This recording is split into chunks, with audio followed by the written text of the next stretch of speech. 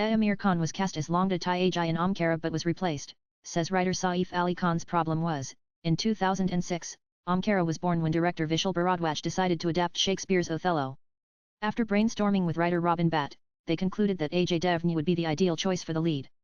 Robin, in a recent interview, mentioned that after finalizing Ajay and Kareena Kapoor for the main roles, they found themselves in a dilemma when it came to casting Langda Tyagi, as two well-known actors were interested in the part. Speaking to Friday Talkies, Robin explained, Aamir was ready to do the villain's role.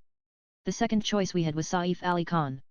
However, at one point, we decided that Aamir was not the right choice for the film.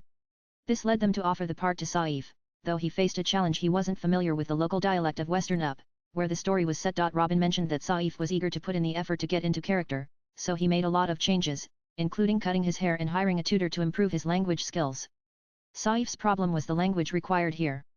But then he started going for tuitions, he started training with another, chopped his hair, he recalled. In Omkara 2006, Saif Ali Khan played Langda Tyagi, a role that was very different from what he usually did. To prepare, Saif worked hard on the local dialect, even travelling to the Maldives and Italy to focus on his character. He practiced a lot with co-star Deepak Dobriyal, who helped him with the language. On set, Saif's hard work paid off.